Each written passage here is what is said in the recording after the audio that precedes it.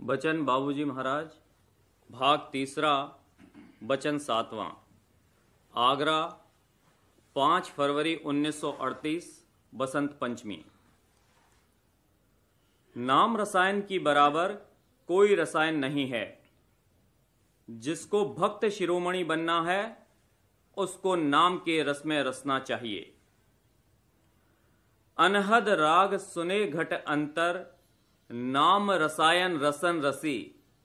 सुख मन पार सुन्न घर पहुंची, भक्ति शिरोमन परन गही।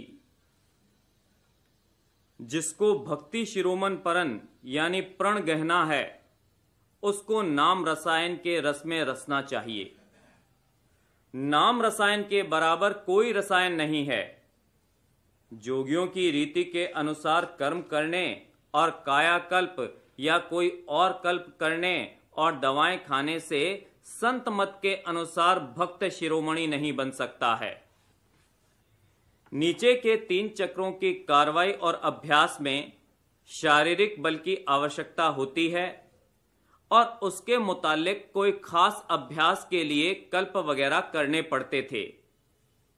इन बातों का इस वक्त जिक्र नहीं किया जाएगा कि कौन कल्प किसने किस समय में और किस मतलब के लिए जारी किए थे। अपने जिस्म को कायम रखने के लिए जितना और जिस कदर जरूरी हो आहार करना चाहिए और उसमें भी सतोगुनी अंग वाले आहार की मुख्यता रखनी चाहिए। जिस्म की मामूली सेहत के लिए कुछ दवा और रसायन वगैरह इस्तेमाल करने में हर्ज नहीं है। इससे ज्यादा अगर शरीर को बलवान और हुष्ट पुष्ट किया जाएगा तो उससे संत मत के अनुसार भक्ति और परमार्थ नहीं कमाया जा सकता। कहने के लिए तो यूं कहते हैं कि हम खाना नहीं खाते, और हाल यह है कि सुबह होते ही एक बड़ा सा गोला मक्खन का चढ़ा जाते हैं या ढेर से बादाम, पिस्ते और मगजियात अपने पास रख लेते हैं और उनको चबाते जाते हैं और दूध पीते जाते हैं। इससे यह होगा कि गोश्त के लोथड़े शरीर पर चढ़ते जावेंगे और भैंसा या मेढ़ा या सांड बनेंगे कि ये तोड़ा और वो फोड़ा और यहां सिर मारा और वहां सिर मारा। ये सब कर सकते हैं मगर तीसरे तिल का फाटक नहीं फोड़ सकते, छठा चक्र नहीं खोल सकते। जिंदगी भर नरक में ले जाने वाले कर्म किए और अब फिर वही ताकत बढ़ाकर क्या परमार्थ और भक्ति कमा सकते हैं? वो रसायन और कल्प किस काम का है जिसमें तन और मन की शक्ति और पुष्ट हो? संसार में धन, मान, बड़ाई, हुकूमत और इख्तियार पैदा कर सकते हैं मगर मालिक की भक्ति नहीं कर सकते, भक्त शिरोमणि नहीं बन सकते। मेढ़े की तरह मोटी और मजबूत चमड़ी और गोश्त वाले जिस्म में से क्या सूरत निकल सकती है? अभी तो उनको कुछ खबर नहीं है, बड़े खुश हैं, मगर मरने के वक्त मालूम होगा कि हमने क्या किया। जब मौत का वक्त आवेगा तब या तो खिंच ही नहीं सकेंगे, यहां के यहीं रह जावेंगे और पिशाच और प्रेत बनेंगे, या अगर उनको खींचने की मौज और दया हुई तो नरक की अग्नि में तपाकर उनकी मोमियाई निकाली जावेगी। बिना मोमियाई निकले भैंसे और मेढ़े जैसे जिस्म में से सूरत नहीं निकाली जा सकती। मोमियाई के बारे में कहते हैं कि एक बड़ी सी कढ़ाई में तेल भर देते हैं और नीचे उसके ढेर सी आग लगाई जाती है और उसके ऊपर आदमी को सिर में चोटी की जगह छेद करके उल्टा टांग देते हैं। उसमें से बूंद बूंद टपककर उस तेल में गिरती है जिसको मोमियाई कहते हैं। ये तेल कहते हैं कि सब किस्म के दर्दों पर फायदा करता है। परमार्थ और भक्ति की तो रीत ही न्यारी है। सब छोड़ना पड़ेगा, आहार और व्यवहार दुरुस्त करना पड़ेगा। रजोगुणी और तमोगुणी आहार कम से कम कर दिए जावेंगे। गोश्त और शराब छोड़ने पड़ेंगे। प्याज और लहसुन नहीं खाने होंगे। गोश्त और शराब की तरह प्याज और लहसुन ममनू तो नहीं है, मगर यह समझ लेना चाहिए कि तमोगुण और रजोगुण की वृद्धि होने से परमार्थ के काबिल नहीं रहेगा। जिनको परमार्थ की ख्वाहिश है वो जरूर इनसे परहेज करेंगे। ऑक्सीजन सतोगुणी है, हाइड्रोजन रजोगुणी है, नाइट्रोजन तमोगुणी है। 3 गुण की 3 गैसें यानी हवाएं वायुमंडल में खास तौर से हैं, इन्हीं से जीवन है। केमिकल नेचर यानी रासायनिक खवास की तरफ ध्यान नहीं देना चाहिए। 3 गुणों के संबंध में जो ये 3 गैसें यानी हवाएं कही गई हैं, उनसे मतलब कुछ और है। साइंसदां इस बात को नहीं जानते हैं। हाइड्रोजनस मैटर यानी रजोगुणी आहार से ब्रह्मा और सावित्री के चक्र की शक्ति की वृद्धि होती है। नाइट्रोजनस मैटर यानी तमोगुणी आहार से तम की वृद्धि होती है। देह के लिए तीनों गुणों की जरूरत है, मगर रजोगुणी और तमोगुणी आहार जहां तक मुमकिन हो कम से कम व्यवहार करने चाहिए। इनकी वृद्धि को रोकना चाहिए। कायाकल्प करो, मगर वो काया का कल्प करो जिसमें मालिक की सच्ची भक्ति कर सको। सच्ची भक्ति करने के काबिल बनने के लिए काया की धूल उड़ानी पड़ेगी। पहले का कुल मादा खारिज कर दिया जाएगा, एक बूंद ना रहने पावेगी, तब उसमें से सूरत निकल सकेगी। ये कोई किस्सा और कहानी नहीं है, ये करना पड़ेगा। ऐसा होगा तब सूरत तीसरे तिल के फाटक को खोल सकती है। संत जो कह गए हैं वो बिल्कुल सच है। किसी को ये ख्याल नहीं करना चाहिए कि संत पढ़े लिखे नहीं थे या शास्त्रादि नहीं जानते थे या उनको कायाकल्प की तरकीब नहीं मालूम थी, इसलिए वो ये कह गए कि परमार्थ कमाने के लिए जिस्म की धूल उड़ानी पड़ेगी और खाक कर देना होगा। जो स्वतः संत थे उन्होंने भी कई कई दिन तक कोठे के अंदर बैठकर भजन किया था और अपने जिस्म को खाक कर डाला था।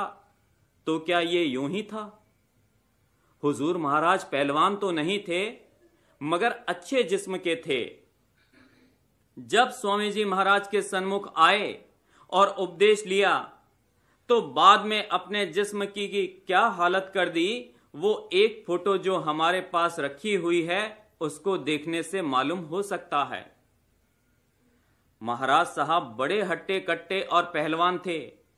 डंडा लेकर बाहर निकलते थे, सब उनसे डरते और कांपते थे। लड्डुओं का नाश्ता करते थे और दूध पीते थे और दंड बैठक और मुदगर करते थे। सन 1885 में उपदेश लिया और कुछ ही अरसे बाद इस कदर आंव और खून के दस्त हुए कि डॉक्टरों ने उनके बचने की आशा छोड़ दी थी। हड्डी पर सिर्फ पतली सी झिल्ली बाकी रह गई थी।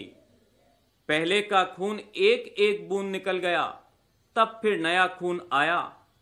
और जो लड्डू खाते और दूध पीते थे वो सिर्फ सुबह 1 प्याली चाय और शाम को 2 ग्रास खिचड़ी पर आ गए थे और दिन भर ऑफिस का काम भी करते थे।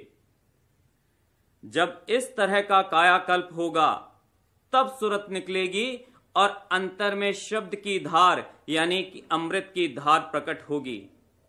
अमृत का आधार होने पर अनाज की मोहताजी नहीं रहेगी। फिर 1-2 ग्रास से ज्यादा नहीं खा सकते। अमी रस चाखा छोड़ा नाज। जर्रा जर्रा हवा में धूल की तरह उड़ा देना होगा, तब सूरत निकलेगी। आग लगाकर खाक कर देना होगा। जैसे सुनार फूंकनी फूंकता है और शोले की नोक में बराबर सोने को तपाया जाता है, तब वो कंचन बनता है। उसी तरह जब ये बराबर तेज आग में तपाया जाएगा तब सूरत रूपी कंचन बरामद होगा। इसके बाद पारस बनेगा कि जिसको छुए वो कंचन हो जाए, और इसके ऊपर परम संत गति है कि जिसको छुए वो पारस बन जाए। ऊपर जो बयान किया गया है उससे ये नहीं समझना चाहिए कि उन्होंने अपनी तरफ से देह को गला दिया और खाक कर डाला। ये उन्होंने अपने इरादे से या हठ योग की तरह नहीं किया, बल्कि मौज से ऐसा हुआ। जब परमार्थी भाग उदय हुआ और परमार्थी कार्रवाई शुरू हुई, तब मौज से शरीर पर ऐसी हालतें आईं। अगर मौज से ऐसा ना हो तो उसमें सिर्फ कर्मफल है। अस्पताल में सैकड़ों बीमार हैं जो सूख कर हड्डी हड्डी रह गए हैं। वो सिर्फ अपने कर्म भोग रहे हैं, उनका अभी परमार्थी भाग नहीं जागा है। फायदा उनको भी होगा, यानी कर्मों का बोझ हल्का होगा। अगर मौज से ऐसी हालत आवे तो उसमें परमार्थ और भक्ति फल मिलेगा, सुरत निकलेगी। कहने का मतलब यह है कि जिस्म कायम रखने के लिए मामूली खाना पीना ठीक है, मगर इस तरह की गिजा खाना या कोई कल्प आदि करना कि जिसमें जिस्म पर मांस की तह पर तह चढ़ती जाएं और बड़ा ताकतवर हो जाए, परमार्थी के लिए मुनासिब नहीं है। अगर ऐसा करेगा तो फिर परमार्थ के काबिल नहीं रहेगा।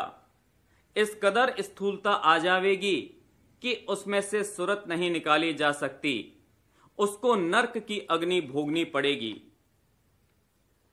मालिक की कशिश सब पर है और वो सुरत को खींचता है, लेकिन स्थूलता की वजह से ये खींचता ही नहीं है, बल्कि खींचने वाले को नीचे खींचना चाहता है। खैर, वो तो नीचे नहीं खींच सकता। अगर मालिक जबरदस्ती दया की धार भेजे तो उससे ये तो खींचेगा नहीं, मगर वो बिजली की तरह आग लगा देगी। नरक की अग्नि ये भोग सकता है, मगर उस दया की धार को नहीं बर्दाश्त कर सकता। इसलिए मालिक भी ऐसे जीवों को नहीं छेड़ता। मालिक कहता है कि जाओ 84 की अग्नि में तप आओ, तब तुम इस दया के झेलने के काबिल बनोगे। दुनिया में उन लोगों की बड़ी महिमा है जो परमार्थ से कोसों दूर हैं और 84 की अग्नि के अधिकारी हैं। जिनको परमार्थ से कुछ मतलब नहीं, उनको दुनिया पूजती है और उनकी कदर करती है। नहाए धोए, रेशमी धोती पहनी, लंबा सा जनेऊ लटकाया, तिलक लगाया, भस्म रमाई, हाथ में रुद्राक्ष की माला ली और अनेक तरह के पाखंड किए। इस टोली में गए, महादेव का मंत्र उपदेश कर दिया। उस टोली में गए, ब्रह्मा का मंत्र उपदेश कर दिया। ऐसे लोगों की यहां महिमा होती है। कहते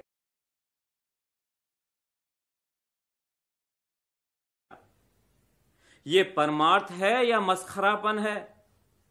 2-4 शास्त्र और किताबें पढ़ लीं और बड़े घमंडी हो गए कि हम शास्त्र जानते हैं। एक वक्त आएगा कि जितने शास्त्र और पाखंड की किताबें हैं सब गायब हो जाएंगी, इनका नाम भी नहीं रहेगा। जैसे अब तक कहते हैं कि मिस्र देश के पुस्तकालय में आग लग जाने से सब किताबें जल गईं और अब उनका पता भी नहीं, उसी तरह से जितनी पाखंड की पुस्तकें हैं सबका यही हाल होगा। खैर, वो वक्त तो जब संतों की मौज होगी तब आवेगा, मगर जब तक अपने दिल व दिमाग को इनसे रिहा व साफ नहीं कर लेगा और विद्या बुद्धि का अभिमान नहीं छोड़ेगा, तब तक संतों की दया का पात्र नहीं बन सकता।